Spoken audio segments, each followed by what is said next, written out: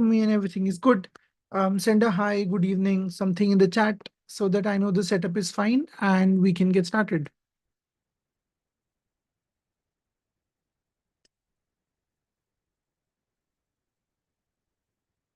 All right, perfect, great.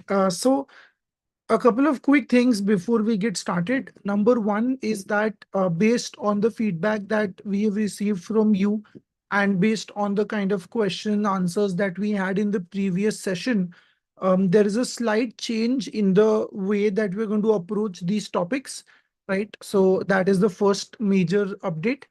And the second thing is, I hope everybody, was able to give the employability test, which was shared with you guys.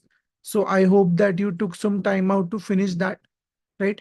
But yes, more importantly, coming to the topics. So what we're going to do is we are going to start with creating a web application with React today.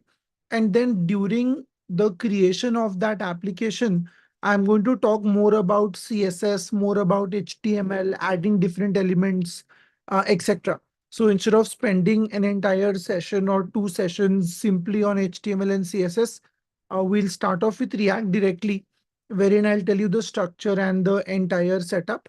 And then we'll, within React, when we add components to our page, we will discuss more about how to add different types of HTML elements, how to add CSS styles, and all of that, right? So that's going to be the approach that we follow, as opposed to repetition of these topics, which was what we were doing earlier. So I hope that works with everybody, because in the previous session, a lot of you mentioned that we should not spend so much time on the basics and more time on these more difficult topics. So that's a slight change in the approach that we are going to follow from this session onwards, right? So yes, that's the plan. Let's jump in and get started now. I hope everybody who is here today, no matter if you are on Zoom or YouTube live, you were here in the previous session as well, and you have you know what we discussed in the previous session as well. But yes, so to quickly recap, we were talking about HTML in the previous one, where we were talking about different types of HTML elements. We talked about what makes a valid HTML document, what is the doc type tag, etc., etc. So all of that we discussed basic HTML. And again, we will discuss more about that today as well.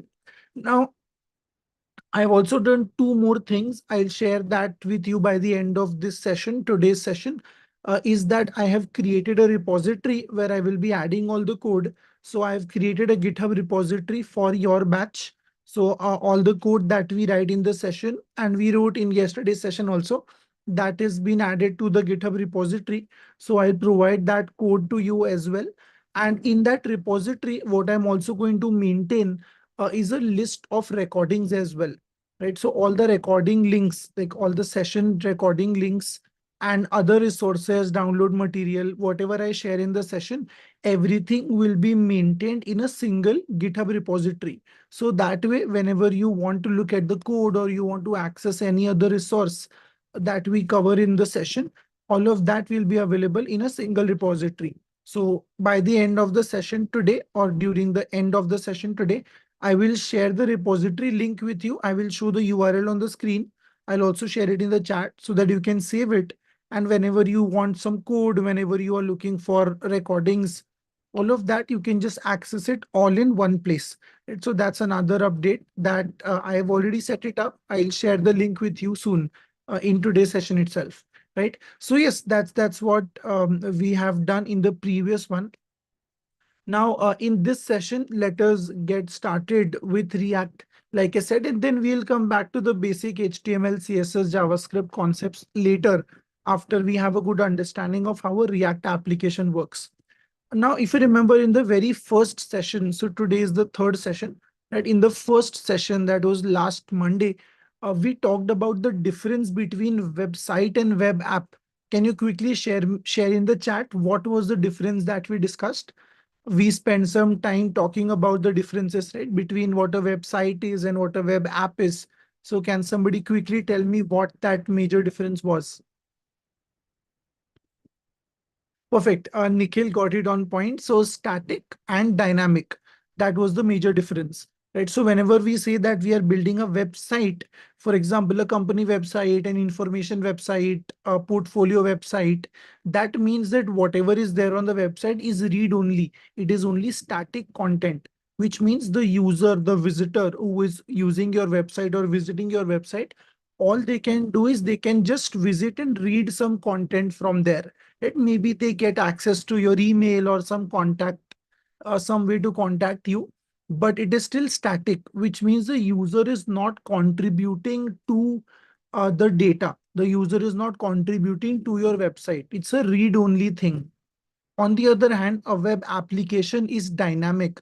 And when we say dynamic, what we basically mean is that the web application can take user input, can take some data from the user, and the user is able to add on to your data. So for example, LinkedIn, YouTube, all of these are web apps where as users, we can post something, we can like something, comment on something, share something, right? So we are contributing to it. Similarly, we have, like a blog where you can comment, you can reply, you can share it with your friends. So all of these things or all of these apps which open in a web browser and we are able to contribute to them, they are called web apps.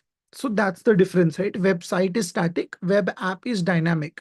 With React, what we can do is we can build front end web applications. So we are not talking about building websites, even though technically we can build websites also, but React is used for dynamic web app creation, right? So we can use React to build dynamic web applications, right? Now, first, I'm going to try to explain to you the structure that we follow in a typical React project. So I'll just share a whiteboard on the screen. I hope you can see the whiteboard now. And what I'll do is I'll just try to sketch the structure out so that we understand what a basic React project looks like, how things work in React, and then we'll see the same thing in code, right? So the idea with React is very simple. Let us assume that this is a web app, right? This is a web app that we are creating. This is the screen of the web app.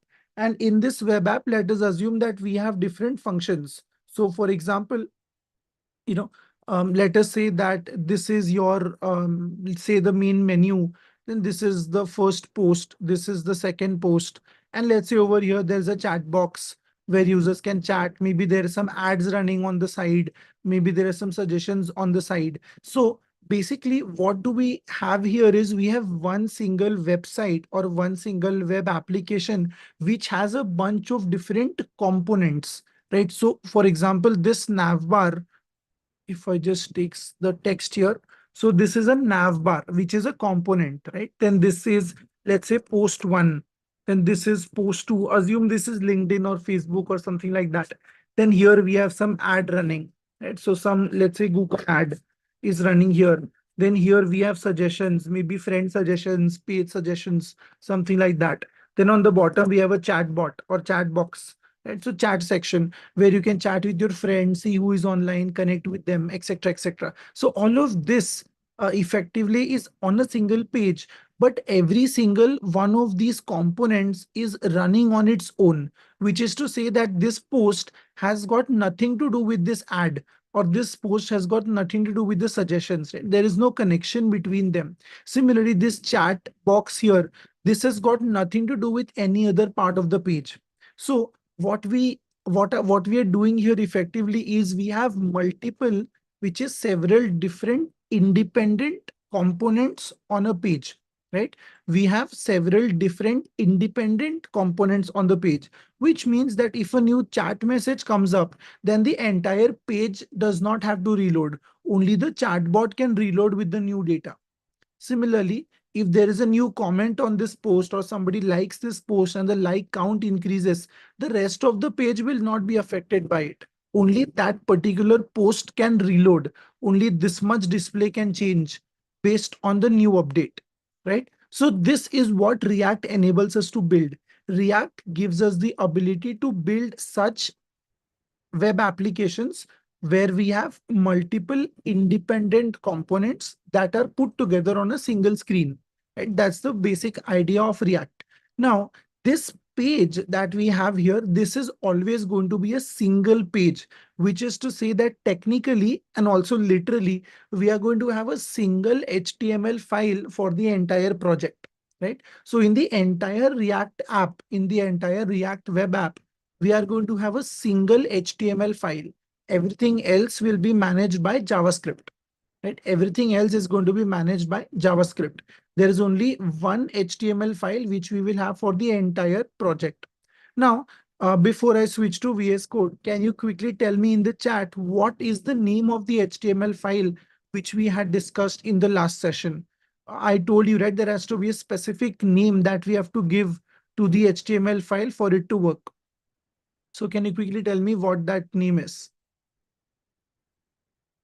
Index.html. Perfect. So when we create a new React application, which I'll show you now, it will automatically create that one HTML file for us. It's going to create a single HTML file for us, and that is how it is going to work. So that HTML file is going to be called index.html, which is going to be the starting point of the project. So whatever we show, whatever components we create, all of them are going to be embedded or inserted within that HTML file only.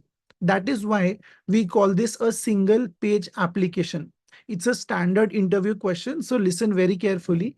The reason why React applications are called single page applications is because there is only one HTML file for the entire project. So all the content, all the components that we create in React, they are going to be inserted into that single HTML file, which is why we call it a single page application, right? Now, coming to how we create the React application. So for this, first of all, we have to install a tool, right? And I'll just share that with you, what that tool is. I'll just show you first, and then I'll go ahead and show you how to create the application, right? So the tool that we have is Node.js. Okay, there is a tool called Node.js. I'll give you the link in the chat also. You don't have to install it right away. You can focus on the demo that I'm giving you. And then later on, when you want to practice, you can go ahead and install it. So this is the link. I've given it in the chat also. Node.js. Basically, what Node.js does for us is it allows us to run JavaScript outside the browser. Very simple. It is basically a JavaScript runtime, which basically means that just like we run C++ code or Java code or Python code, in the exact same way, JavaScript can be run by Node.js. So you can think of it like a compiler or interpreter for JavaScript. So it basically is a runtime engine. We call it a runtime engine, and it allows us to create or run JavaScript outside of the browser. That's effectively what it does. All you need to do is just click on this button which says download Node.js, and it will automatically download the latest version. It is also automatically going to determine whether you are on a Windows machine or a Mac machine or a Linux, and accordingly it will download. Right? If you're looking for specific things, you can go to this section on package managers, and here you can then switch between Windows or Linux manually. But it is smart enough. So once you load the page, the Node.js website is smart enough to recognize which system you're using, and it will automatically give you the correct installer. So for Windows, you will get an exe file which you can install. Normally just next, next, next. It's a normal installation. Similarly, for a Mac, you will get a pkg file, which is a package installer. So again, you can directly install it like a normal application. Okay, so this is the only thing that we need to create React applications. So you can go ahead and install it whenever you get some time. I've given the link in the chat also, and I've shown the website to you also. I will also add this link to the repository, which I will share with you by the end of the session, right? So this is the tool that we need. This is going to allow us to create React apps. Now, once we install Node.js, or once Node.js is available on your system, then what you can do is you can start building React applications. So in my case, I already have Node.js installed, and now I've opened up VS Code. So this is what I've already showed you in the previous session. So I've opened a folder. So you go to File, Open Folder, and then you choose a folder. In my case, I've selected React Demo. So this is the name of my folder, right? Now, to create a new React application, we have to write a terminal command, okay, using Node.js. So for this, we will open the terminal. To open the terminal, we can go to the menu again on the top, click on terminal and select new terminal. There are 3, 4 different ways to open it. This is the simplest one. Just go to the menu on the top, click on terminal and new terminal. So this will pull up a terminal as you can see on the bottom here. And the terminal is within the folder. How do you know? Because the folder name shows up here. So this means that the terminal is currently open within the folder. You can also do this in Windows. If you go to File Explorer inside the folder, right click and then select Run Command Prompt here. Right. So that's the same thing, but we can do it easily in VS Code. So again, just go open the folder, then terminal, new terminal, and it will open up the terminal within that folder. Again, for this, it is really important that you open folder. If you open an individual file, then this will not work. It will open up in the home directory and we don't want that. So again, I recommend that you create a separate folder first, then open that folder in VS Code and then open terminal. So it will work properly. Right now, the command for this, right? The command again, so for Linux also, it is the same setup. Just go to the website, click on download. It will automatically give you a Linux installer. Install it. Again, VS Code is also available for Linux. So there is no difference in the operating systems. Everything is available for all systems. VS Code is available for Mac, Windows, Linux. Node.js is also available for Mac, Windows, Linux. Google Chrome is also available for Mac, Windows, Linux. So it doesn't really matter which system you're using, right? Now I'm showing you how to run Node in VS Code. Okay, so that's what I'm showing you now. The command is npx space create react app and then the name of the application. So in my case, let us call it, let's say book react. This is my folder. Okay, or let me call it book review react. So this is the application that we are going to create. Remember, I told you we are going to create the Goodreads project, right? I already shared that with you also. So that's what we are trying to make. So the command is very simple. It is npx, which stands for node package.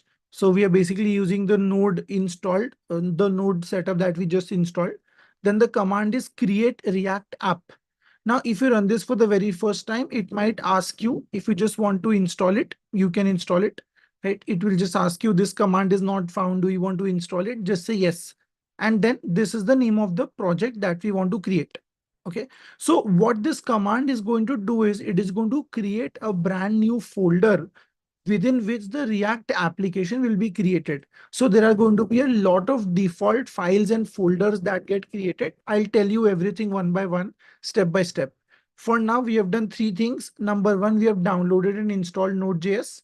Number two, we have opened a folder in VS Code, just like we did in the last session. And number three, we have opened the terminal. Now within the terminal, we are running this command, very simple, npx create react app. This is the name of the command. We have to pass the name of the app that we want to create, which is book review react. Then I'm going to press enter. Now, as soon as I do this, this is going to take 2 to 5 minutes, depends on your system, internet connectivity, everything. And it is going to create a new project for us. As you can see in the left menu, we have a new folder that gets created. Okay, I will tell you once again, don't worry, let this create first. I'll delete it and I will recreate it once again, no problem. Right. So basically, when we run this command, what happens is it is going to create an entire React project for us. So if I look at the folder now, it is still working. As you can see, it is still not done. So it will take about 2 to 5 minutes, depending on the system. And it is going to create a new React project for us. Okay. So we don't really have to write any code to create a React application. This single command is going to do that for us. And then it gives us a starting point. So we get the folder structure, we get all the files, and then we can start to customize it as per our requirement. That is how a React project is made, right? So we run the terminal command. This will create a React application for us, and then we edit it, we customize it to change things the way we want. But we never really write it from scratch. It will never happen that you create so many files on your own, even though technically it is possible. But since we have these kind of commands available, we don't really have to do it, right? So when I show you the folder structure, once this gets completed, I'll show you so many folders and files that get created with this single command. So it saves a lot of time, as opposed to manually creating everything that is required for a valid React project. Now, in the meanwhile that this is happening, let me quickly show you what React is. Right. So I'm not sure if everybody here is aware of what React actually is. So let us actually visit the documentation and quickly take a look at what React does and what kind of a setup it gives us. So this is the official documentation, react.dev. This is the website for React. And React, as you can see in their terms, official terms is it is a library for web UI, right? Web UI, web user interfaces. So basically, React just gives us a lot of tools which are called components to create different types of front-end elements. And you can see an example also here. So these kind of components, like you can see this heart effect, right? When you click on this heart, it turns red and it becomes white again. So, we see this every time. Follow on Instagram, like on LinkedIn. There are so many different things. So this is what React enables us to do. It allows us to embed HTML within JavaScript so that we can create these kind of components. You can see this is a list of components. We can select them, unselect them, and they are all dynamic, which is one component selection. This click will not affect the other components. It will only affect the current component, right? So it's all dynamic in that sense. So this is what we are going to try to build as well in a simple way, right? So that is what React lets us do. There are a lot of sample examples over here also, which is really interesting. So you can try to check out this website if you get some time, but this is the official documentation that is available for React. So in very simple terms, what React will do is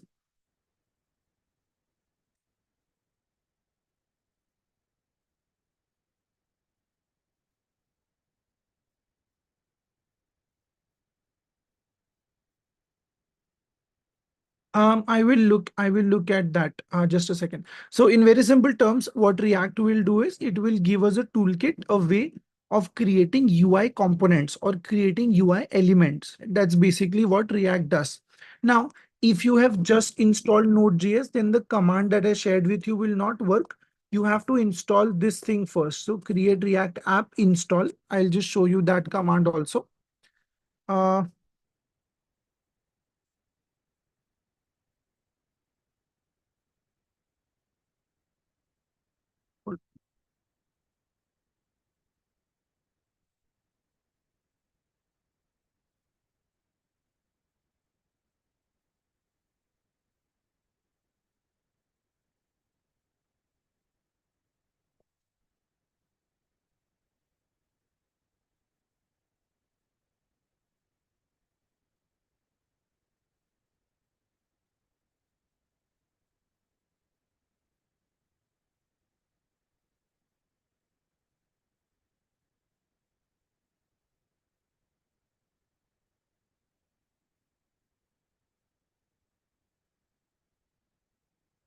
Yes, this one. So I'll just share this command in the chat. You can just run this command first before you run the create React app command. So uh, yes, I have shared a command in the chat. After you install Node, please run this command. And after this, you can run the create React app that I showed you, right?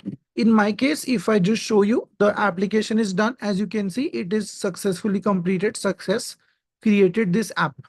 Okay. Now, if I just expand on the folder, you can see there are so many files and folders that get created when we run this one single command. So the only command that we have run right now is this one command, which is npx create react app book review react, right? Once you run this command successfully, it will create an entire React application or a React project with this name, that is book review react.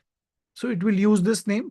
And you can see when I expand on this, it has created so many files and folders for us. Then to run this, it also shows us the next steps. You can see two steps here. The next step is cd book react, book review react, and then npm start.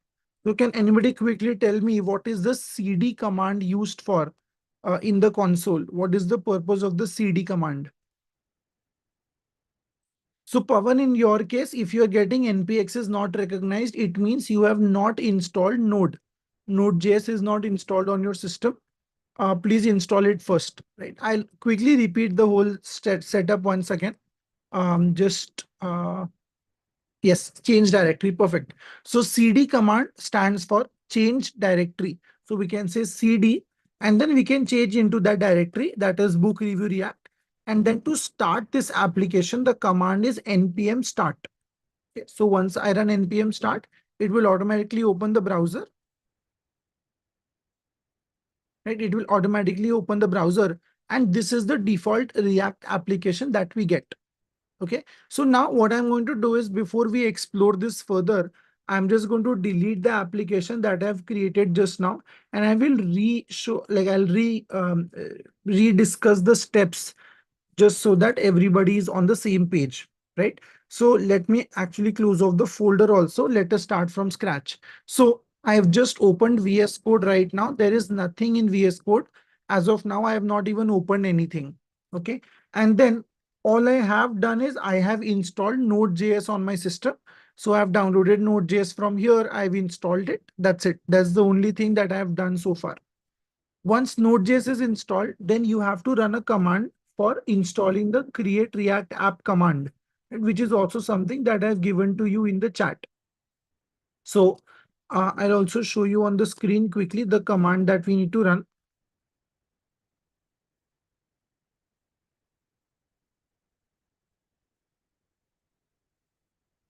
Right, this is the command. After you install Node.js, just go to the terminal from anywhere. For this, you don't have to open the folder. You can just open your command prompt or terminal on a Mac and run this command. So this is going to install the create React app command so that we can use it. So if you're getting some errors, that command not found, or if you're getting some errors like that, that is because of this step. This step is missing. You have not done this step yet. Right? So you can just quickly do this after you install Node.js. So first step is to install Node.js. After you install Node.js, the second step is to run this command. So this will install the create React app on the folder on the system. And then we can open folder. So file, open folder. I have a folder called React demo. You can call it whatever you want. This is just the name that I have given it. You can call it whatever name you want. Okay, there need not be dash also. You can just open any, you can give any name. It doesn't really matter. Okay, so I have just opened a folder in VS Code now with file open folder. Once I open this folder, then I can run the command to create the application. That command is npx create react app and then the name of the application. Now the name of the application cannot contain capital letters. It cannot contain spaces. So it has to be all lowercase.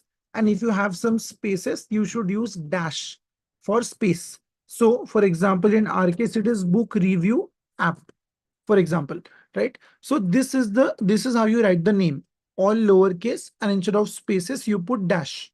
So that is the name that you can give. If you give capital letters here, you will get an error. If you give space here, you will get an error. So it's very important that the name follows these conventions. It should be all lowercase and no spaces. Okay. So then you hit enter.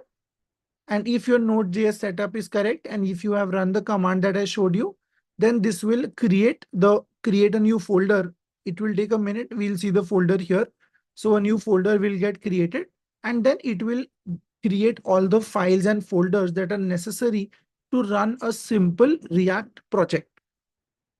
Are the steps clear now? Or you can just let me know in the chat with a yes if you have understood the steps.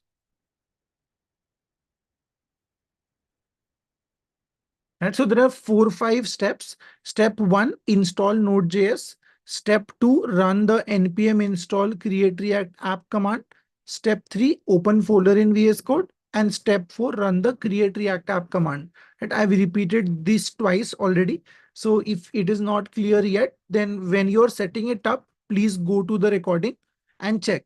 Okay, so when you are setting it up, you can just go to the recording and check. Janvi, for you, it is saying that the running script is disabled, which means you don't have admin access.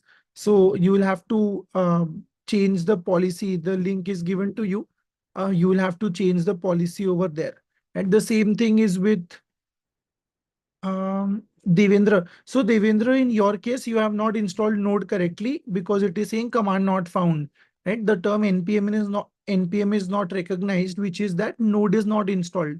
So please make sure that you have installed Node before, and only then you will be able to do it.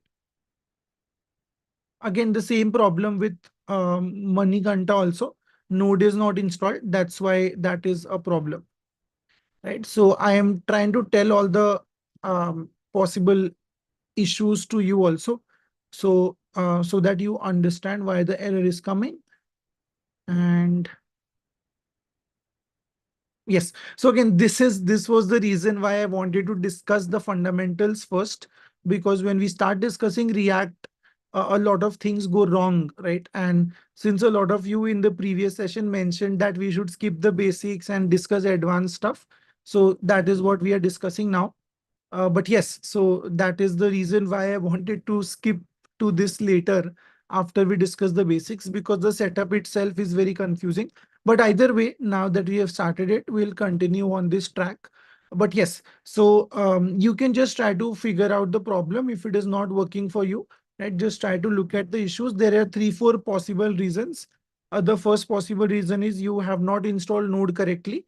The second possible reason is that you don't have admin access, so then run sudo command, right? Sudo npm install. That way it will try to run it as an admin. Otherwise, if your system is disabled or if you have less access, then there is nothing we can do about it. You can just try to get that access by following the instructions that are given in the link that comes in the error. There's a link you will get from Microsoft support. You can just follow those instructions and try to update your policy. And otherwise, everything is good. As you can see, in my case, the command is running fine. So after you install Node, everything is good. Now, if you have installed Node and you want to check the version, somebody's asking this, you can just run node-v. And as soon as you run this command, it will show you the Node version. So if you want to check whether Node has been installed or not, you can just run this command node-v, and this will show you the version. If you cannot see this version, then it means Node has not installed successfully. And that means that something is wrong with that installation. So again, everybody is sending the same error. It is saying the term npm is not recognized, which means that Node is not successfully installed. So again, please make sure that you have installed it. Another thing that can go wrong on a Windows machine is you might have to set up your environment variables. So it is automatically set during during the installation. But if it does not happen by default, then again, you will have to follow some instructions to set up those environment variables. Um, so again, this is a Windows thing only, right? I will just give you a blog post which will tell you how to do it, but I will not show this to you because again, it usually happens automatically. But yes, so if you're getting that npx command even after like a command not found, even after you have installed Node, then you might want to set this environment variables setup. So I will just try to find some instructions and share it with you.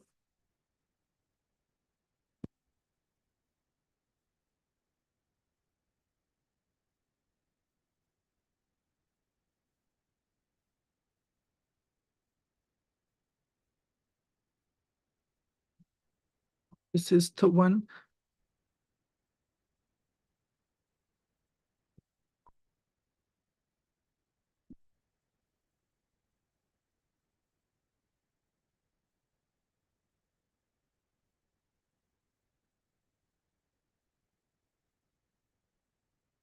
Okay, anyway, I'll just show you because I don't have a Windows machine, so I can't really show you how to do that.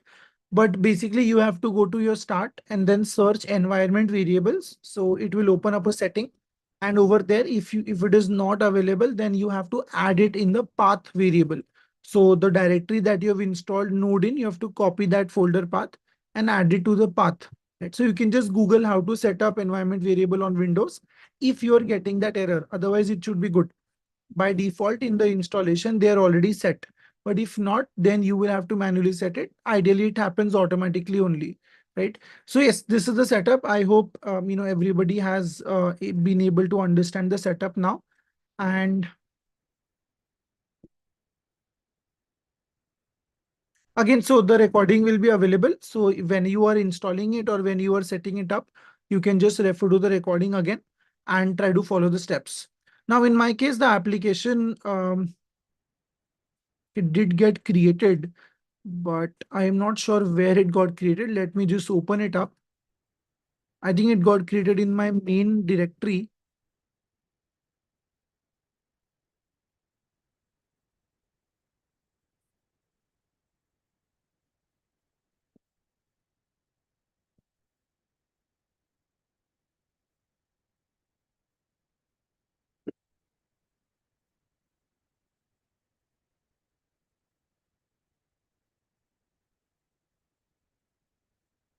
Right. So as soon as we run the command, you can see that a particular folder gets created. This is a React application, and everything that we do that happens within this folder. So everything else gets created within this folder only.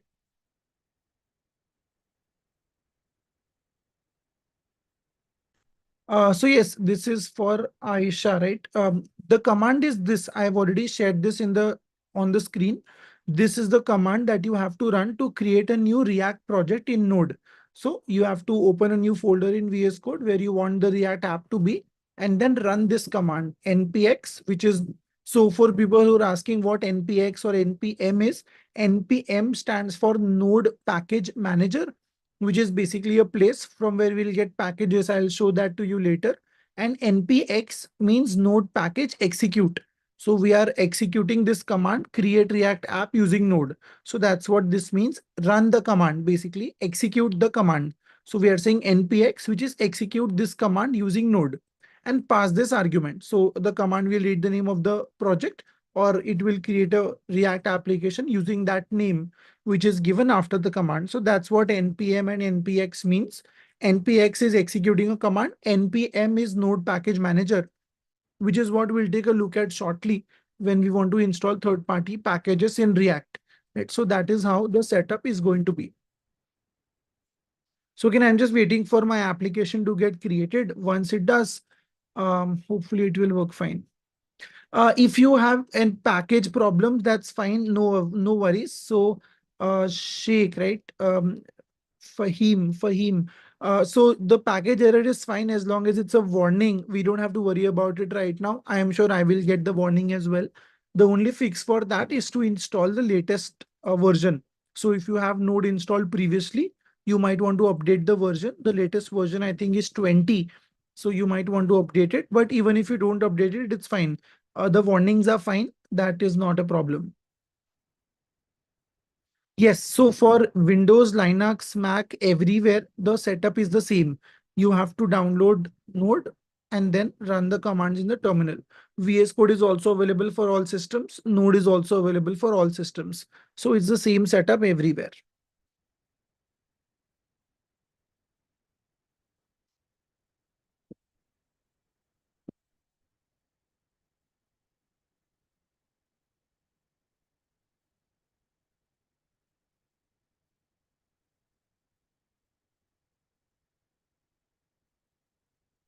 So for code, this is Sai Pavan. For you, it is already showing you the fix also, right? If you just read the third line, it is saying run npm install this command to update. So just run that command and it should be good. In the error only, you will see the solution also. It is showing run this command, do this, do that, follow these instructions. Just follow that and it will work fine. So I'm just waiting for this to get created. Once it gets created, I'll walk you through the folder structure.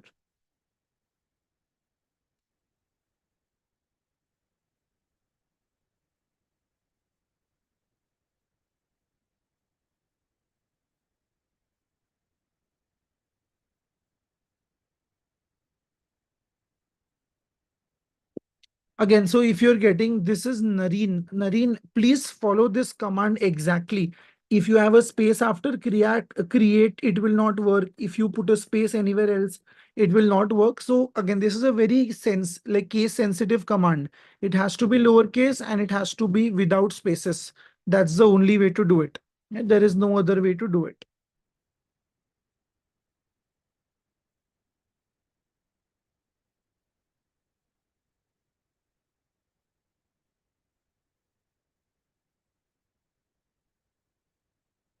Okay, so my application is created. Let's explore this app now.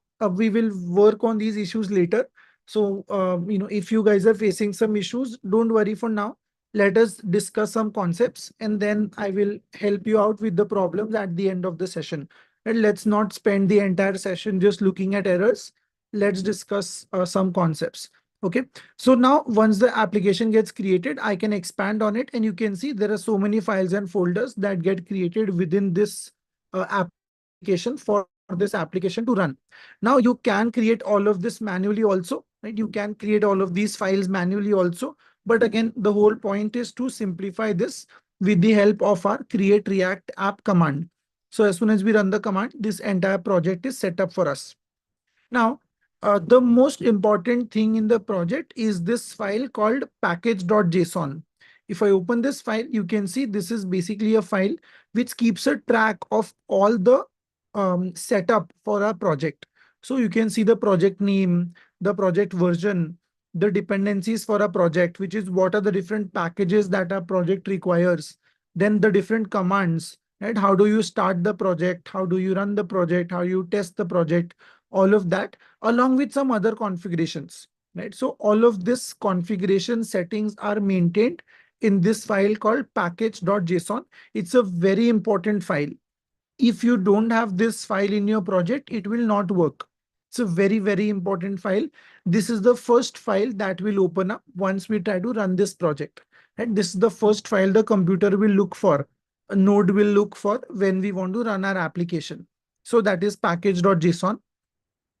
Then supporting that is another file called package lock. The reason it's called package lock is because we should not be making any changes to it. Right? We should never change this file at any cost. Because what this is doing is it is expanding on everything mentioned in package.json.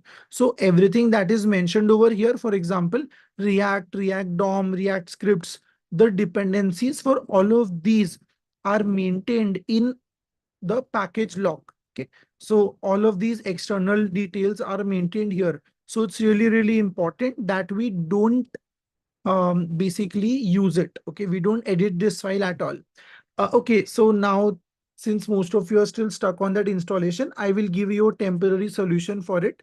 Okay, I'll give you a web version so that you can quickly work with your React applications, right?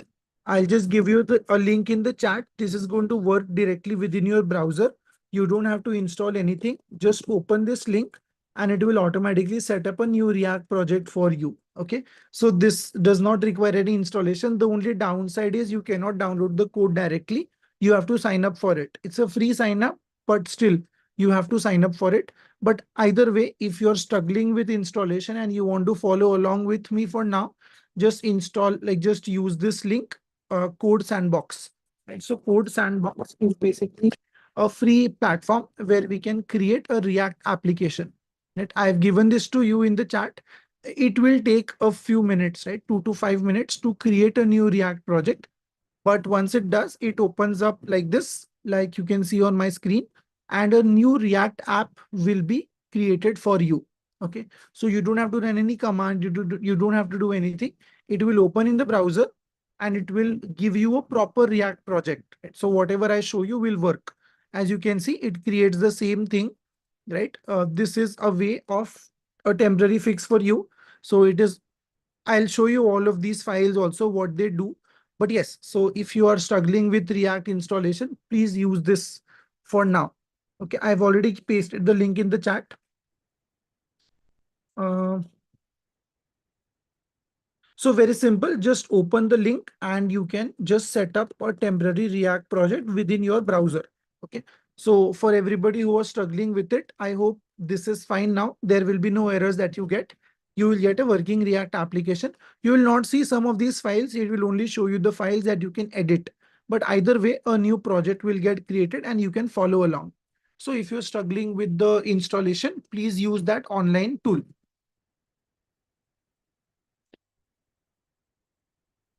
right? Okay, now coming back to the point of the folder structure that I was showing you. So if you see the folder structure, basically, like I told you, the most important file is package.json. This file keeps a track of all the configuration settings. So we will change this frequently when we add new packages. They will be added here.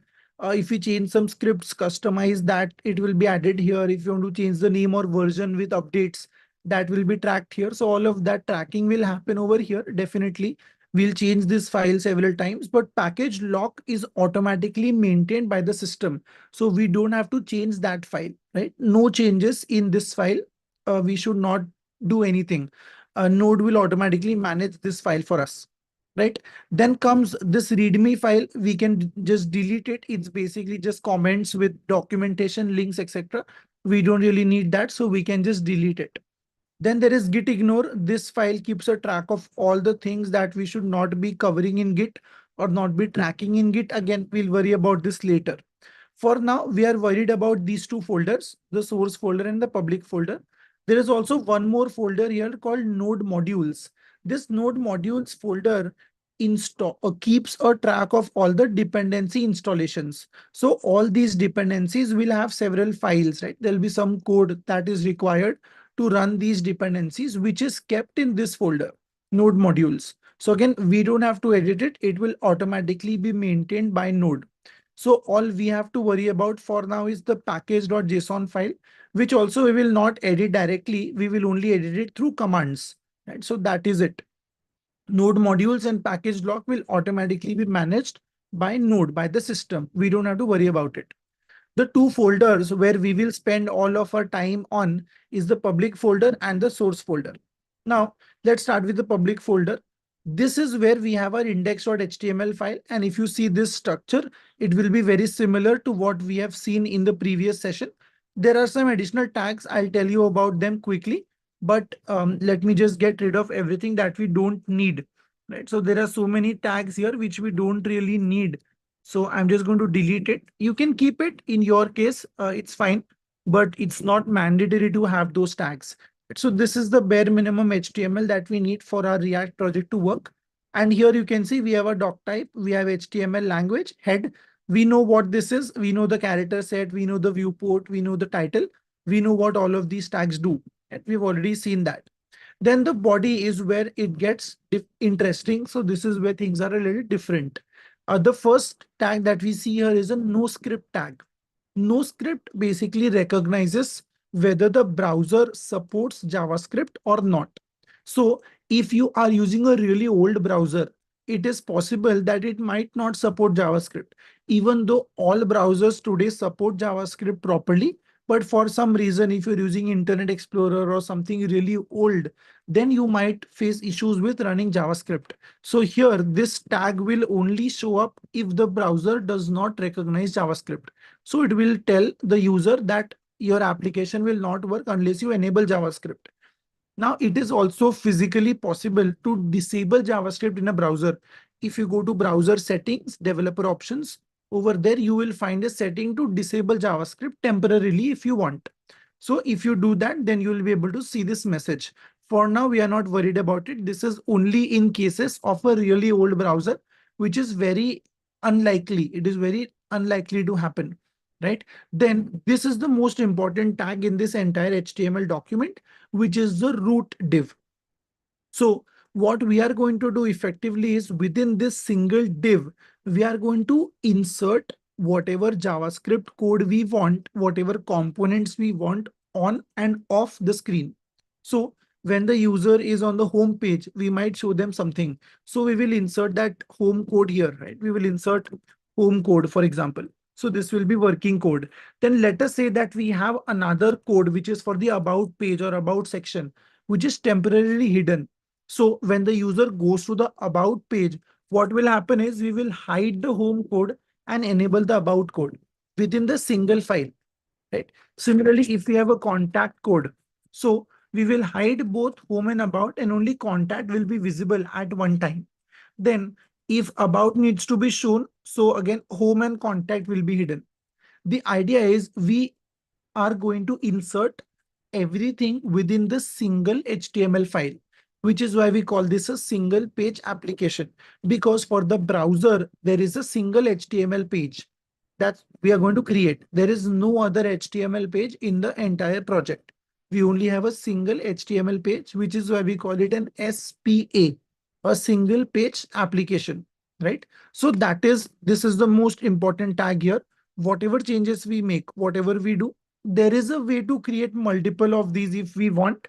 So we can create another custom thing, for example, say chatbot, right? We can do this in React. The concept is called portals, where we can customize or tell React to put some code over here.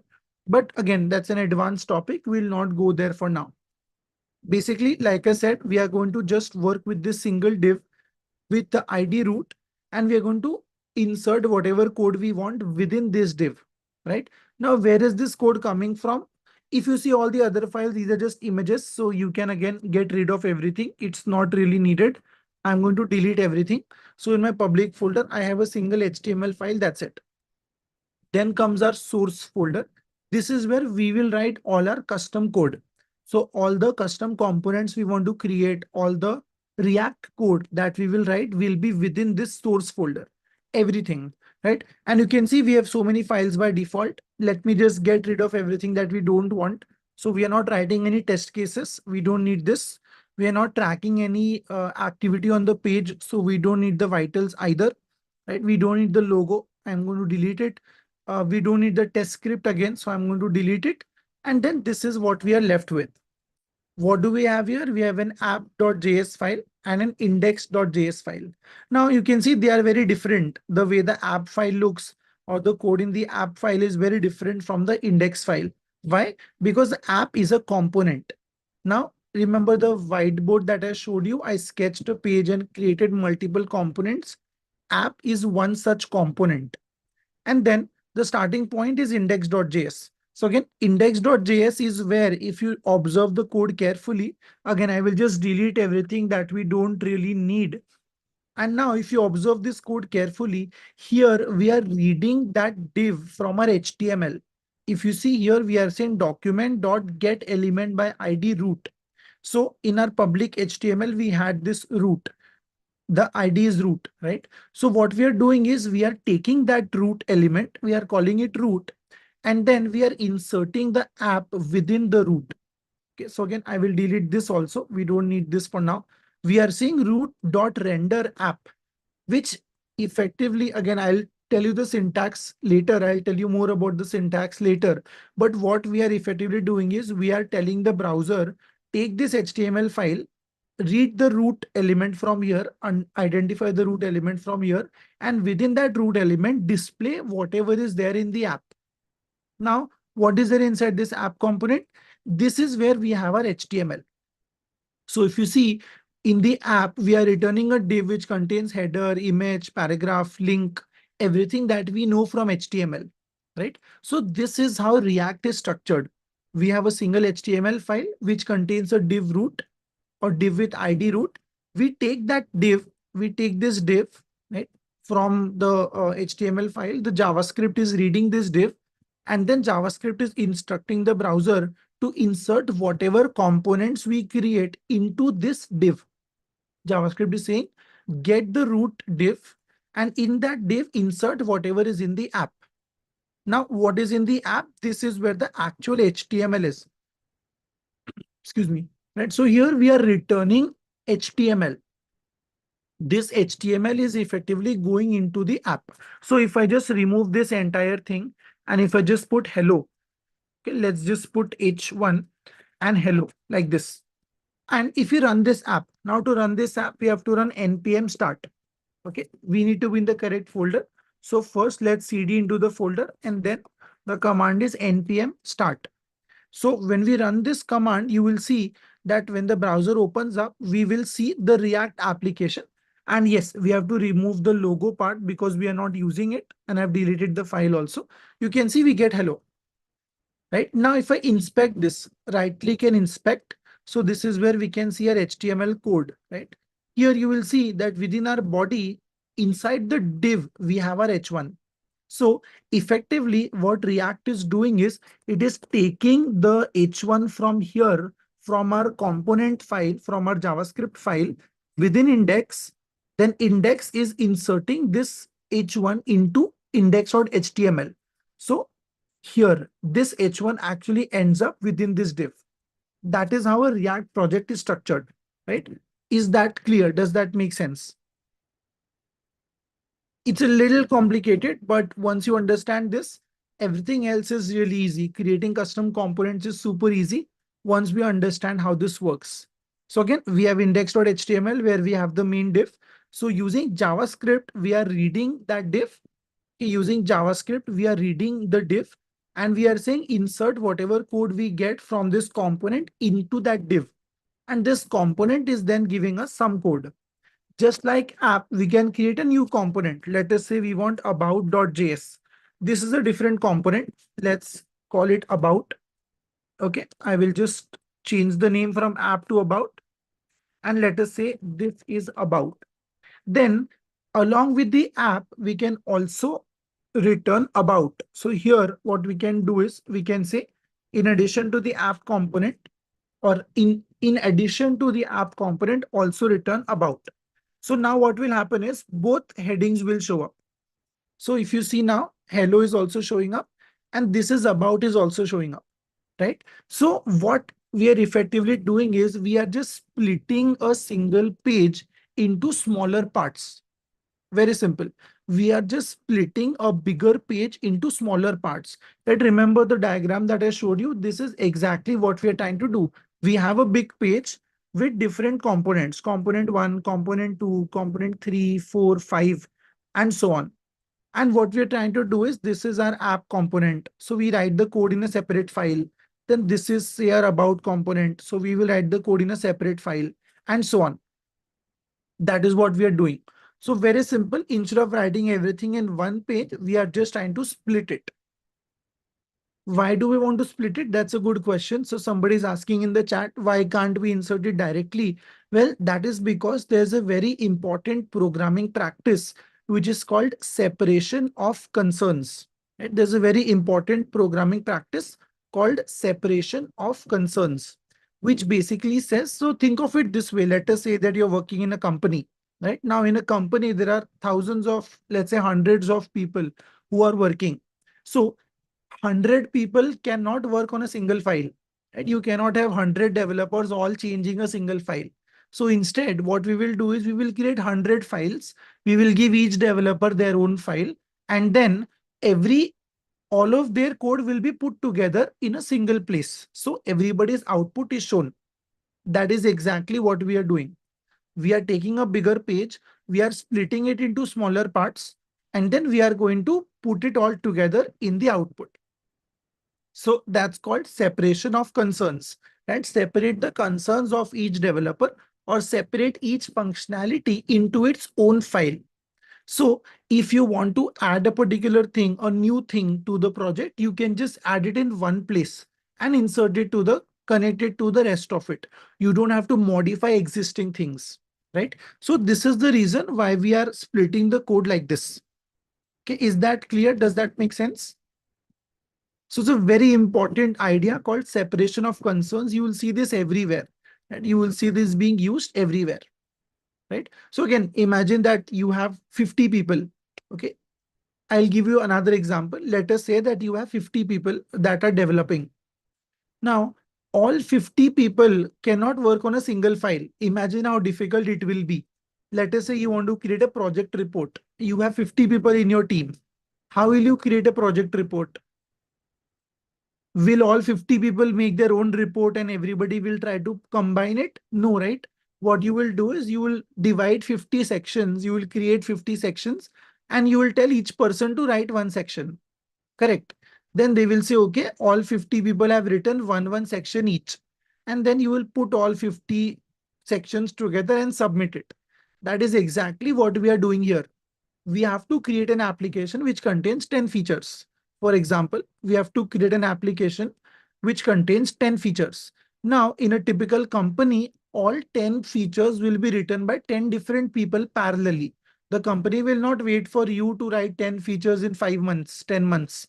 They will give 10 features to 10 people parallelly, right? So all 10 people cannot edit the same file. All 10 people cannot work on a single file at the same time. So what we will do is we will create individual files. We will create one file called feature1.js. Then we will create another component called feature2.js, right? Then we will create another component called feature3.js, and so on. And we will create 10 files like this, for example, right? Then at the end, what we will do is after 1 month, when everybody has written their code and we want to show all of it on the screen, we want to put it all together, we will just go to index.js and we will say, okay, include feature one, right? Then we will say, okay, include feature two. And then we will say include feature three, everything. We will include everything one by one. Now, for some reason, let us assume that feature 2 is not working. There is an error in feature 2, or it is incomplete, or it is not working. The other 10, the other 9 features are not going to wait for that feature, right? So we can just ignore it and we can continue with the rest of our features. So we can say, okay, include feature 4 and so on. So this is the idea of separation of concerns.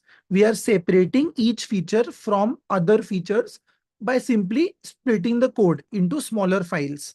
We also call it modularity in programming, which is that we are splitting a bigger piece of code, a bigger project into smaller modules, smaller functions.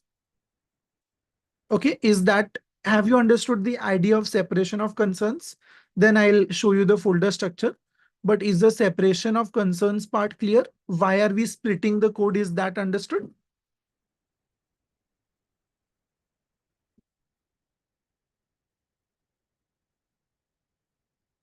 Right? Okay. Now I'll tell you the file structure here. So let me just delete everything. The only file that we will have is index.js. Okay. So assume that right now we are starting a new project from scratch and we have decided that we want to add 3 features to it. Okay. We have decided that we want to add 3 features to it. So can you tell me how many files do we need for those 3 features? Following our separation of concerns idea, how many files should we create for 3 features? 3 different files, right? Perfect. So let me create those 3 files. I will click on the plus button here. So this is feature1.js. Okay. Then I will create one more file, feature2.js. Then I will create one more file, feature3.js. Okay. I've created 3 files, one per feature. Now, the next thing in React, how do you connect all of them is we connect them in the index.js file. So this is where we will include everything that we want from the project. So let us say that 1 month has passed and the development team who was working on it, they were able to build only 2 features. The third feature is still under development. Now, what do we do in this case is we will include only the first 2 features in our project. So for this, we will just say feature one. Again, I'll tell you the syntax later, but I'm just trying to make you understand the idea. So feature two, we have created and included these 2 features in our project. This means that these 2 features are completed and feature three is still being developed. It is still under development. Now tomorrow, let us say feature three finishes development and we want to incorporate that into our project. So all we have to do is just go to index.js and over here, just add that feature, feature three. That's it. Now all 3 files are included. So when we write this piece of code, it is going to take everything that is written in this file. Okay, it is going to read everything from this file and use it in our project. Now let us write something.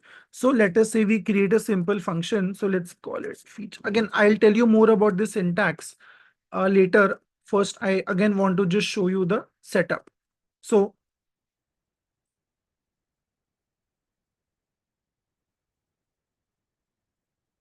let's return, and what we will return an h1 saying this is feature one. Okay, don't worry about the syntax just yet. I'm just trying to show you the structure of how this works.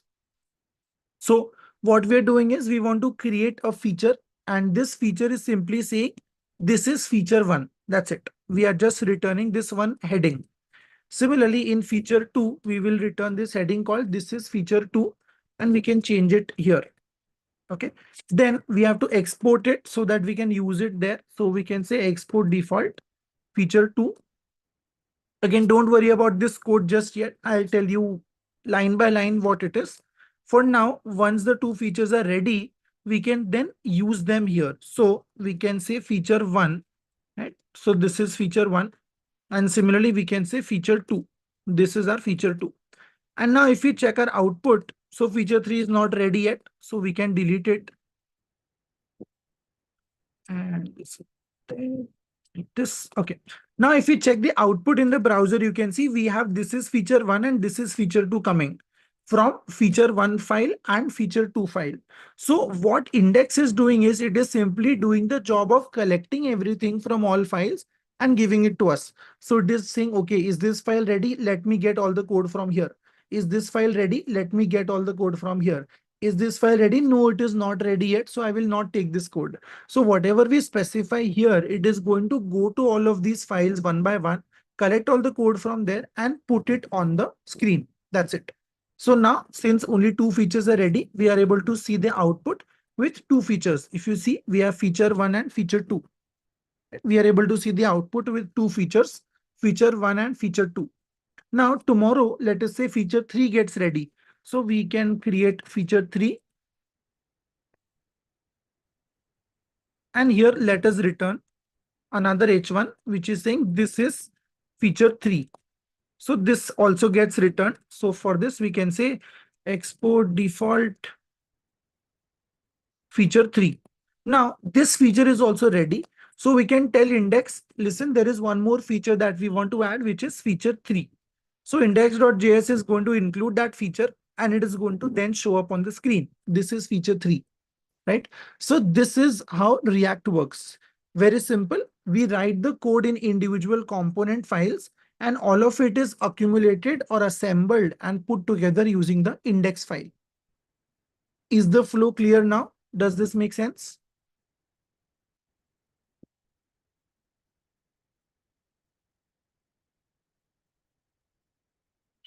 Right? So very simple. We are just taking a big project and we are splitting it into smaller parts. That's it. Which is actually going to be our next step also. But yes, so if this makes sense, then I'll take up a real world example and show you how this actually works. Right, perfect, great. Now let us go to that website which I was talking about, which is goodreads.com. So let's quickly explore this and understand what this looks like, right? So if you take up any real world website for that matter, let me just sign up.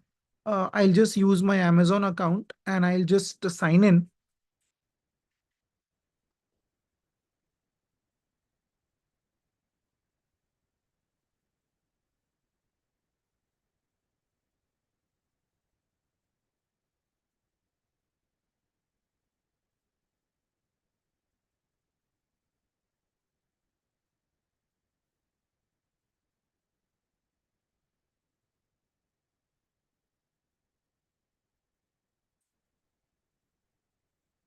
So I just want to show you the interface here and then I will tell you what is the setup here. Okay, this is not letting me log in. So many security checks.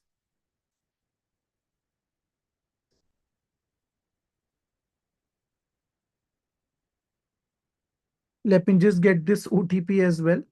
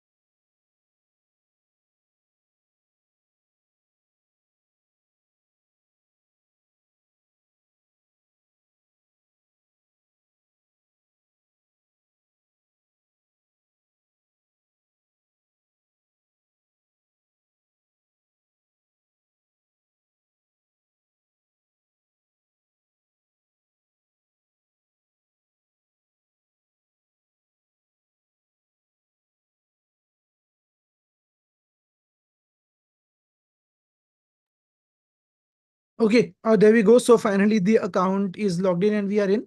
Now this is the Goodreads home screen or the dashboard, right? And this is how it looks like. So what we will do is we'll try to create something similar. We will not make so many different things, but we'll try to create a similar structure with three different panels. So if you see here on the top, right, we have a nav bar which contains different menu items. Then on the left, there is one sidebar. Then here our main content. And then on the right, there is another sidebar. So when we are working on a React project, you will get a design like this from your designing team, your UI UX team, right? So let us assume that you are a developer in a company and you are working in the development team. So the company will also have a separate design team, right? UI UX team, web design team. And what they will do is they will design this output that you see on the screen right now. You will get a fully properly made design, something like this. Now, obviously, what I have opened is the actual website, but what you will get is a an image. You will get an image or a PDF file, something like that from the design team, where you can just see the design. It will not work. It is not code. It is just design. And our responsibility as a web developer is to implement this design. So we are supposed to take this design and convert it to code, or rather, we are supposed to code a web app based on this design, right? So now the first step when creating a React project is to break this design down into its individual components. So this is where we'll do a quick activity. What I will do is I will keep this on the screen. I'll keep this output on the screen. What I want you to do is try to identify which sections can we actually create as components in React. Remember our logic? The logic is that every independent functionality should be one component. Right? We discussed that the whole point of creating components is to separate concerns, separation of concerns, right? So on this page, can you tell me one by one all the different components that you can identify? So I'll give you 2 to 3 minutes. Look at the page very carefully. And then one by one, you can mention it in the chat. What are the different components that you think are on the page? Now, this is a developer's choice. We can decide what we want to make a component, but you can give it a try. So before I tell you that these are the components, I want you to explore this. So look at the output and in the chat, you can tell me one by one. You can probably mention the title of the section or something like that, right, which will indicate that this is a component. So I'll give you 2 to 3 minutes. It's 6:18 right now. I'll wait for 3 minutes. What I want you to do is in 3 minutes, quickly try to identify as many unique components on the page as you can. Your time starts now. Just mention in the chat the title, like for example, navbar, one component, reading, one component. What can you identify? How many components can you identify? Let's see. So I'll give you about 3 minutes starting now.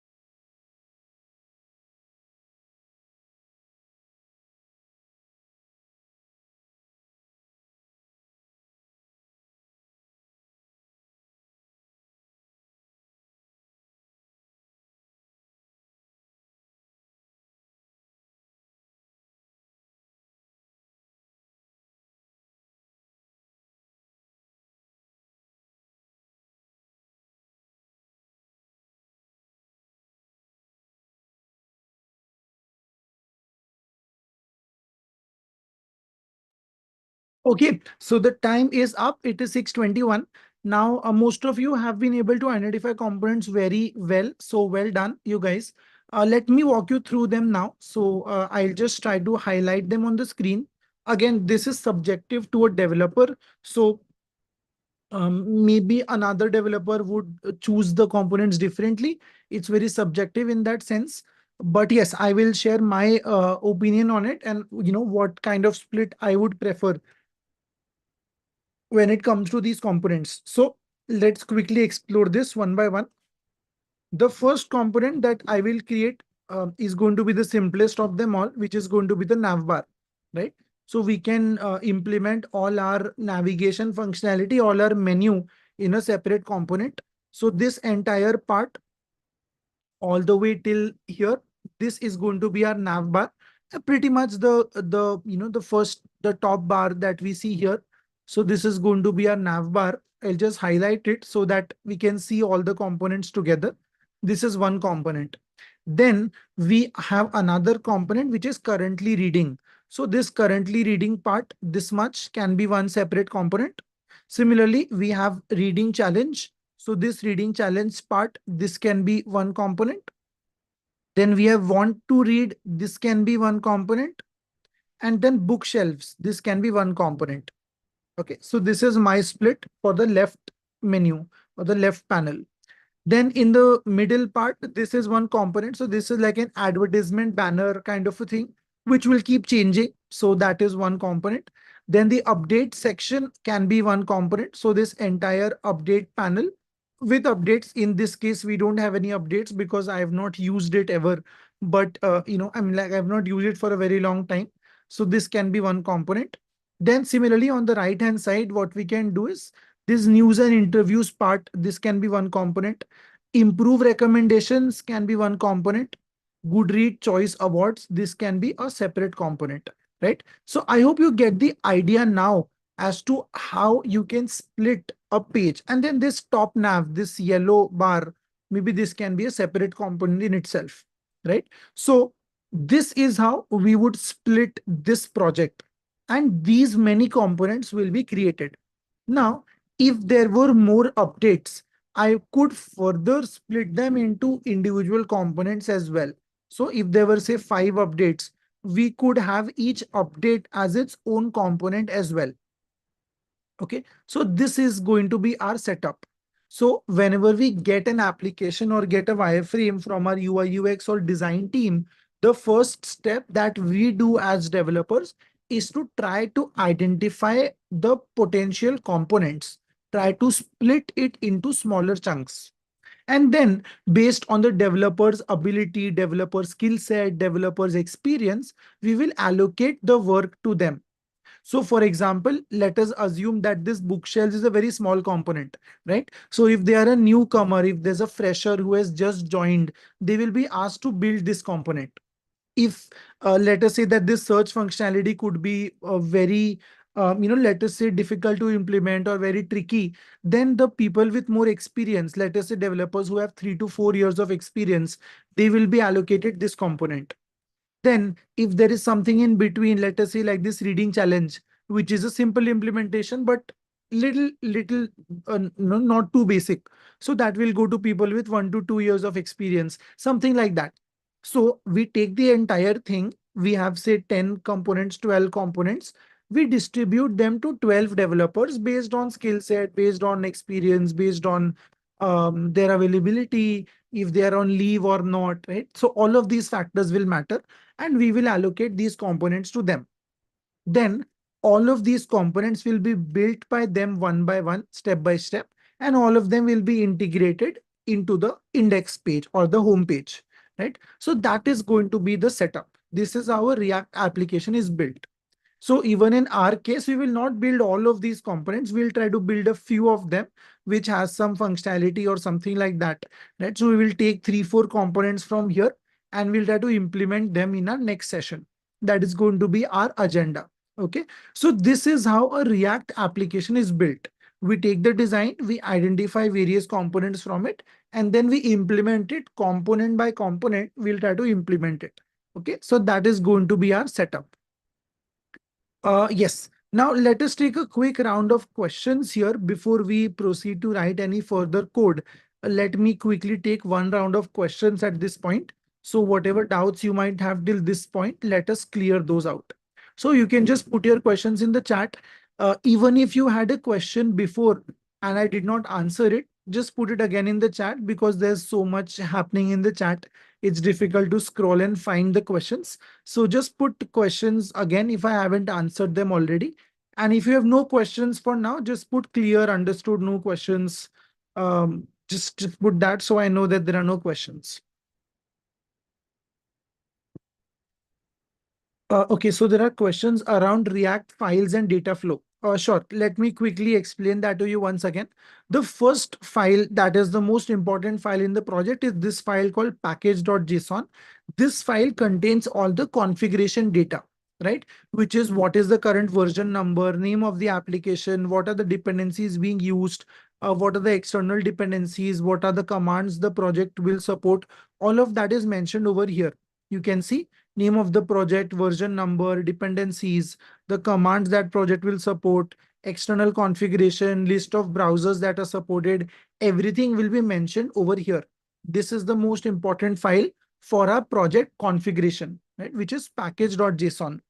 Then the other file which is available with it is package lock. This is automatically maintained by Node. What it will do is it will keep a track of all the further dependencies. For example, React will itself depend on so many packages. So all of those will be tracked in this file. So this is something that we don't have to edit. It will automatically be modified whenever we modify package.json. Accordingly, package lock will be modified. So that's the second file. Then the third file is this. The third thing is this node modules folder. This folder keeps the code for all of these dependencies, right? Because dependencies are basically code files which are already written for us and we are reusing them, right? So we are keeping that code in the node modules folder.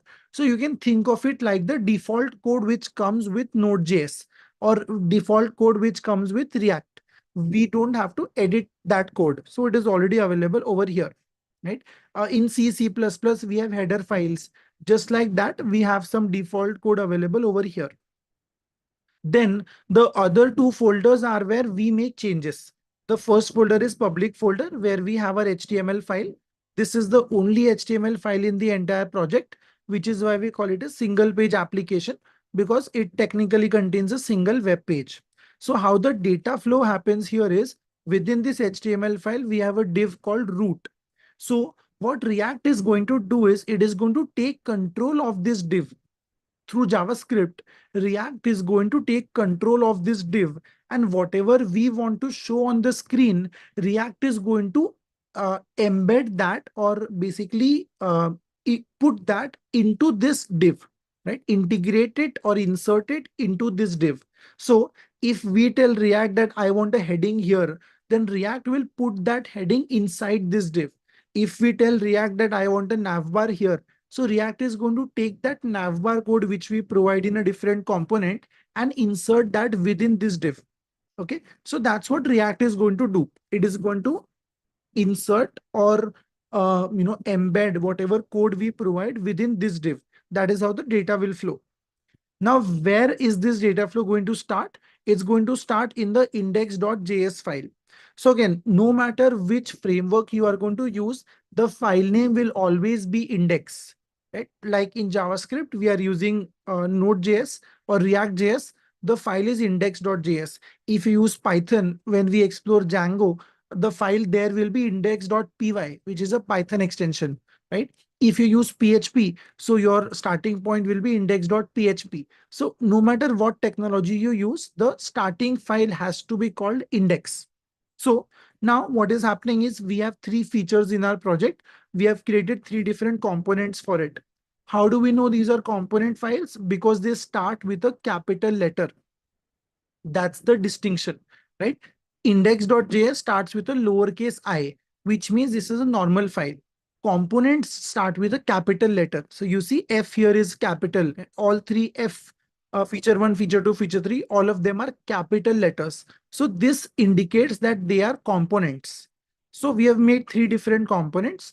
And then in our index.js, we are basically importing those components. Then what we are doing is we are reading that div. So this line of code, line 7, if you see carefully, this is going to get that root from our HTML page. It is saying within our HTML document, get the element with ID root. Then within that root, insert these three things. So we get the output, feature 1, feature 2, feature 3. If we remove any of these from the index, even if the code is available, even if we have made the component, it is still available, it will still not show up. Only the components that are specified within our index file will be shown.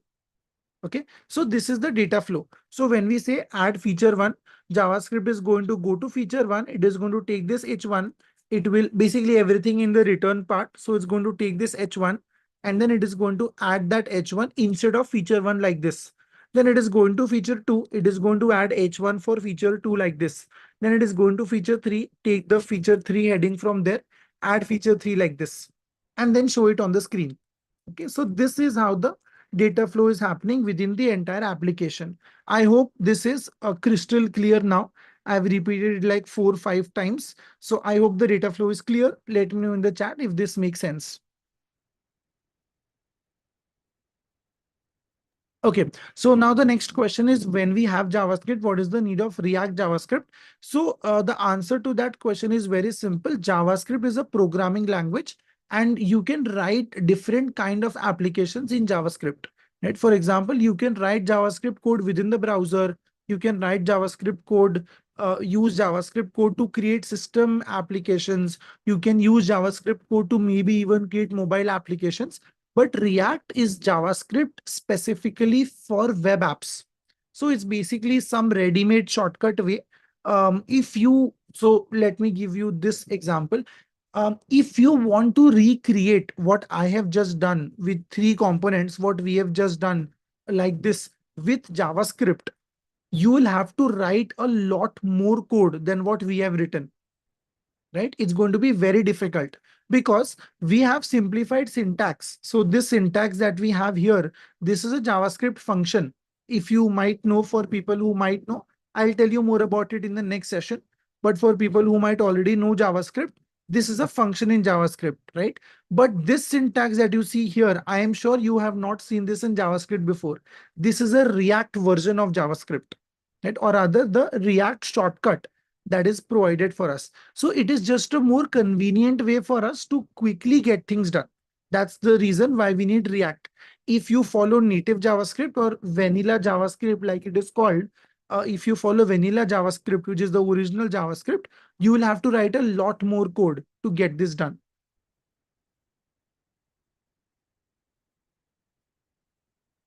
Okay, now the next question here is, the question is, what language are we using here, whether it is HTML, CSS or JavaScript? So React is basically a toolkit or a framework. That is to say that React in itself is not a programming language. Okay, listen very carefully. React in itself is not a programming language. It is a combination of 3 technologies. React is a combination of 3 languages: HTML, CSS, and JavaScript. What React does is React makes it easier for us to combine these 3 technologies to create dynamic web apps. If we want to make static websites, if we want to make static websites, then we don't need React. We can just use HTML, CSS, JavaScript to make static websites. But the interaction, the dynamic components that we will add soon will be possible because of React. So React is a framework which in the end, at the end of the day, it is using HTML, CSS, and JavaScript. Now within our code, where is HTML? Where HTML is where we are returning all the what we have written in the components. The only HTML here is index.html, of course. And then inside feature 1, this line of code is HTML, right, which is h1. Similarly, in feature 2, we have HTML. In feature 3, we have HTML. That is HTML that we are using. So again, any kind of data addition that we will do will happen through HTML only, which is the same as before. In the previous session also, we were going to add data with HTML, and that is exactly what we are doing, right? So that's what HTML, that's the role HTML is playing here. Now, CSS has not been added right now. We don't have any CSS file in this project as of now, but we can add it. So let us say that I add index.css. This is a CSS file, and then I have to include it. So how do I include it? Well, I can say import index.css. So this way CSS file will be included. And now I can write some style. For example, let us say h1 text align center. This will center all our headings. Oh, my bad. 1 second.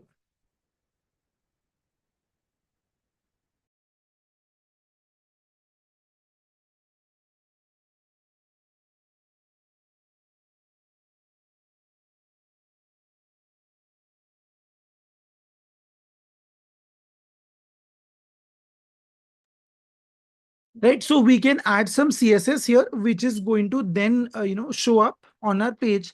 And it is going to then, be like, okay, this is where, hold on, let me just, oh yes, dot slash and index.css. So this will now, you can see center our headings.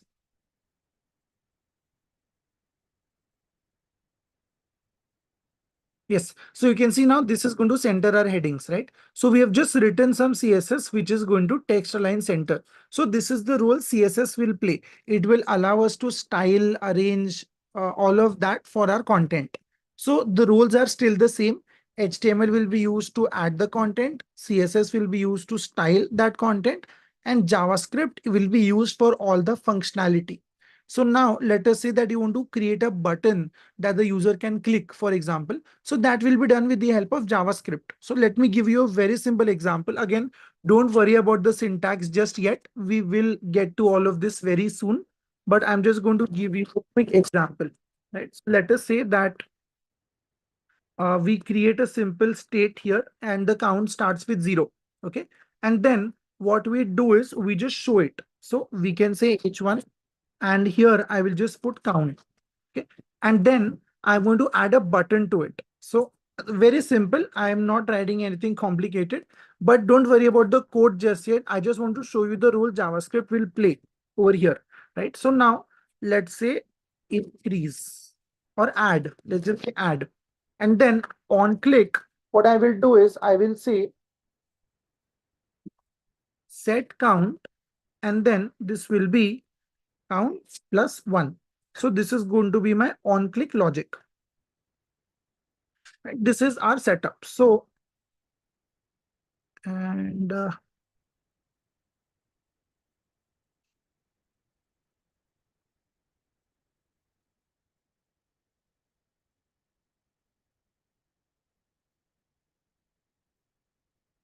okay, there we go. So I've just made some quick code changes and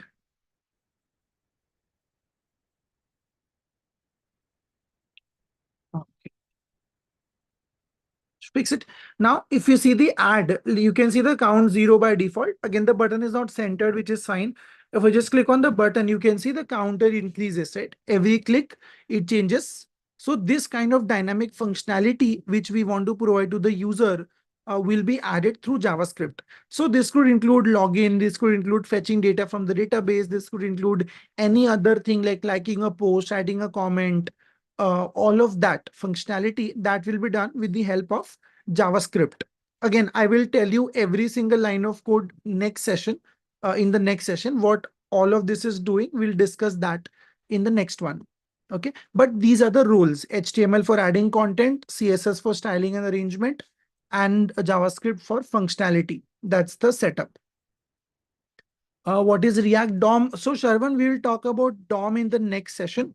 It basically stands for Document Object Model, but again, it will take half a session. So I will talk about this in detail in the next one.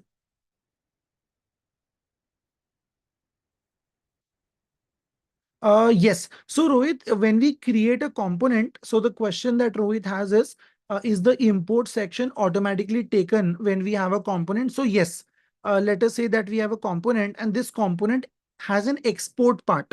So if you have an export part in a component, so for example, I will just delete feature 3 for now, right? So if you have an export already written in the component, then when you start typing the name of the component, it will automatically suggest that. Okay, in some cases it might, in some cases it might not. But typically, what will happen is React will try to guess or check if there is a component with this name, provided there is a default. So export default, if that is available, then React will automatically suggest you to import it. Okay, in some cases it will work. In some cases it will not, especially with the app running, it will not work.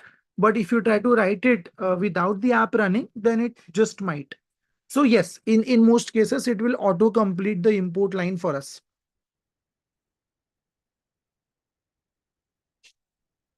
So the class timings are 5 p.m. to 7 p.m. Okay, 5 p.m. to 7 p.m. Mondays and Thursdays. That's the timings. So again, after 6:50, the team will be joining in to help you with your LMS related issues, if any, and they will only share the attendance. I don't have access to it, so I can't really share attendance with you. It is done by the team only. Right now, there are certain other questions regarding the naming. We can't really help it.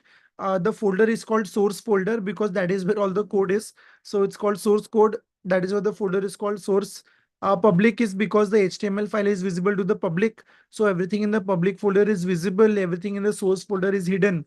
But these are names given by the React team, so we can't really change that. How to see the output? Well, for this in the terminal, we have to write npm start. So when we write npm start, it will automatically open the browser and it will show us everything that we have added in our index.js. I mean, all the components that are added in our index.js. No, app is not mandatory. The only mandatory thing here is index. So we can remove everything else, but index.js is required. Without that, it will not work. Right? That's the setup.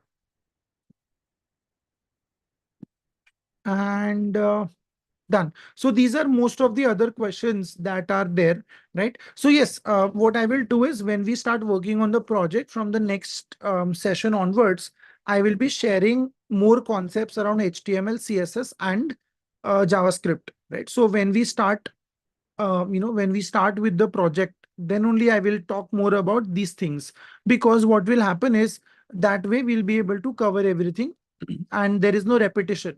If I cover some concept now and then we reuse it in the project, it will be repeated and we only have so much time, right? There are only limited sessions and we want to cover so much. So what I will do is I will keep sharing everything as and when we build the project.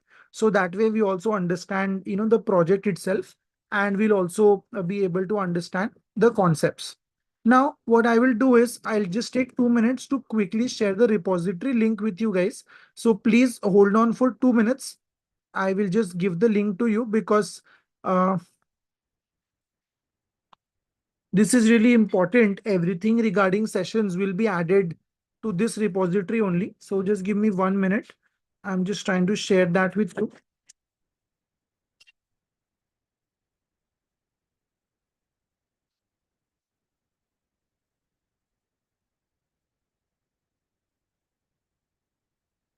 So I have created a single repository for this batch and for your batch, and everything that I will add or everything that I will share, including, the source material, including code and everything will be within that folder only, within that link only.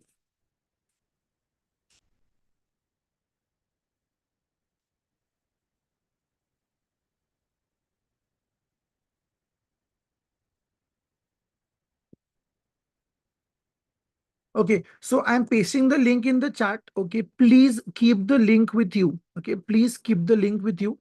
Um, I'm just sending you the link in the chat. I'll also show it to you on the screen as well, just in case you want to take a screenshot of it or something. So let me just show that to you on the screen as well. Again, everything that I will share will be within this one link. Okay, this is the link that you can see on the screen. It's a GitHub repository, right? So if you just open it, I'll also show you what this looks like. But this is the link.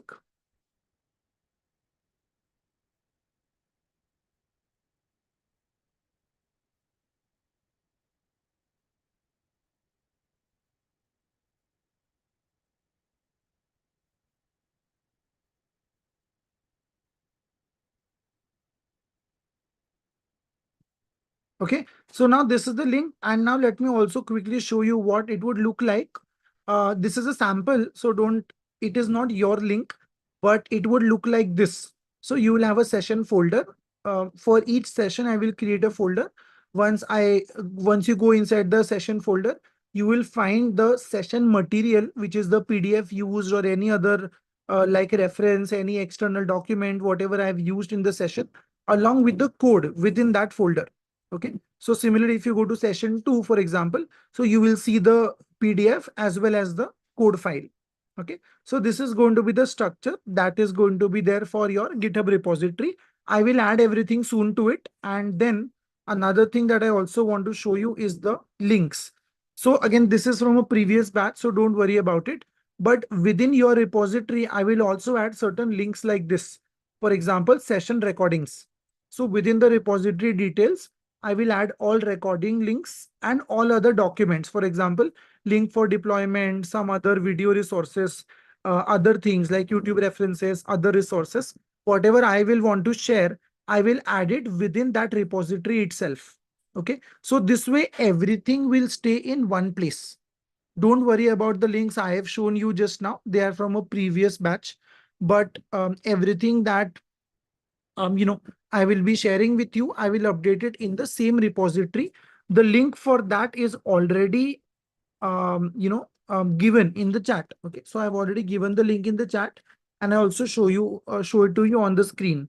So make sure you keep this link with you. It's on the screen also. It's in the chat also. I will ask the team to share the same on the group as well. In the Telegram group also, I will get this shared, but please make sure you have it. Okay. So if at any point of time you are struggling with the code or you want to look at the code, just go over there and you will be able to look at it. Okay, so that's the setup. Now, that's basically it for the session today. Let me quickly check with the team if they're joining in. If you guys are facing some LMS related issues, you can just ask the team about it.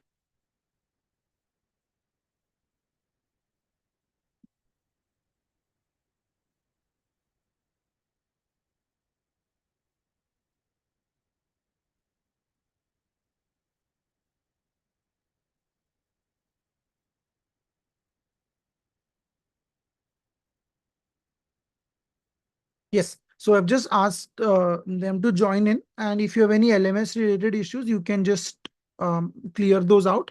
And then they'll also share the attendance link soon. So for NPM start, this is Sai Podilapu. Please make sure you're in the correct folder. So you have to first CD into the folder and only then your NPM start will work. So when you create the React project, it will show you two commands, CD and then NPM start. Just look at that and first CD and then start. No, Karthik, app.js is not mandatory. Okay, app.js is not mandatory. Only index.js is mandatory. The rest of the components we can create on our own. App is a dummy component that is given by React team, but it's not mandatory for us.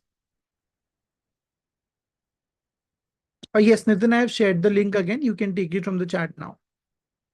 So if you're not able to copy it from the chat, just click on it. It will open in the browser and copy it from there.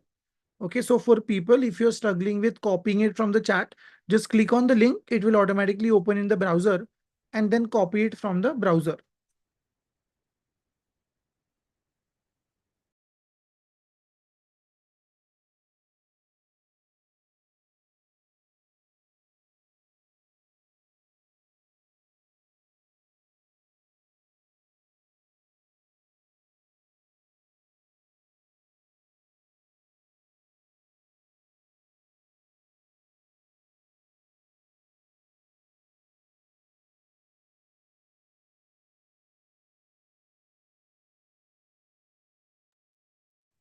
Okay, yes. So the idea here is that you should, I hope everybody has received communication about creating your LMS accounts, right? Is that correct?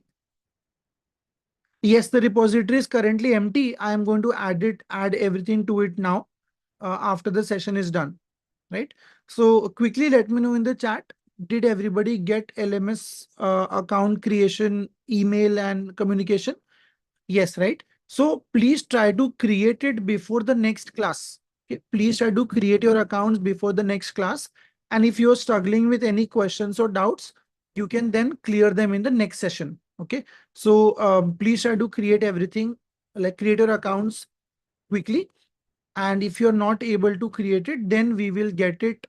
You can clear the doubts, whatever you have in the next class, right? Um, no, Karthik, this is not backend. This is just front end, right? Remember, we discussed the distinction very clearly. Front end is everything that is visible to the user. Backend is everything that is not visible to the user. So whatever code we have written, I showed you in the browser, it is visible to us. This is not the backend. Backend is a completely different story. We'll talk about it later. For now, we are just writing front end. React is not a backend framework. React is a front end framework, right? So all the React code that we are writing, this is a front end framework. There is nothing backend here. Okay. We have not written any backend code for now. We have just written front end code. Okay, perfect. Now the next class is going to be Monday, Monday 5 o'clock, right? Monday 5 o'clock. The attendance link has already been shared in the chat. Please take it from there and fill that in. The repository is currently empty. Yes, I'm just going to add to it now. Once the session is done, I will add everything to it. Okay.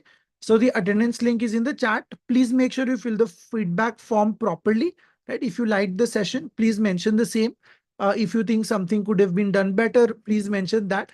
We have considered your previous feedback and accordingly, we have covered a newer topic, right? We did not discuss the basics like that. Okay. So yes. So Manoj, yes, React is a single page application because we have a single HTML file, but using JavaScript, we can create the navigation that you're talking about. So yes, we will discuss that also, how to do that. But at the end of the day is just that React is having a single HTML file, which is why we call it a single page application. But yes, it can have different routes navigation. We will discuss that in the next class. Okay, perfect. So yes, thank you so much, you guys, for attending. I hope you have understood the basic React setup. It is really important because unless we understand this, we can't discuss anything else React related, right? So I hope that this is clear. And again, the attendance link is in the chat. Please make sure that you sign, that you fill the feedback, and that is going to be your attendance. No, Bharat, we will discuss more HTML, CSS, JavaScript concepts along with React. So when we build the project, I will tell you everything about HTML, CSS, and JavaScript as well. So no, it's not over just yet. Okay. Um,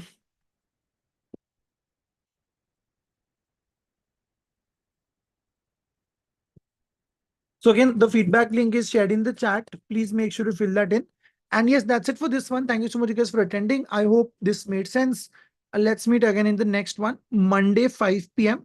and we'll continue our discussion then. Vaishnavi, we have started full stack development, right? React is a full stack framework. You know MERN stack, right? MERN. So R in that is React only. So we have already started this. Okay, we've already started discussing the full stack part. So I'm not sure if you attended the previous sessions or not, but we are already discussing one of the frameworks which is used in full stack.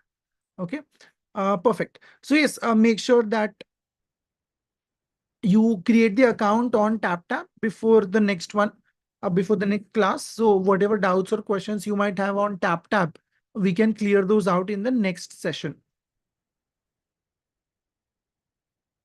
Ashok, I am yet to add the content to the repository. So please give me half an hour to 1 hour time and then try to open the link. You will find everything over there. Okay, so I have just created the repository for now. I will be adding the recordings as well as the PDF to it in some time. So please check the link after an hour or so and you will find everything over there. All right.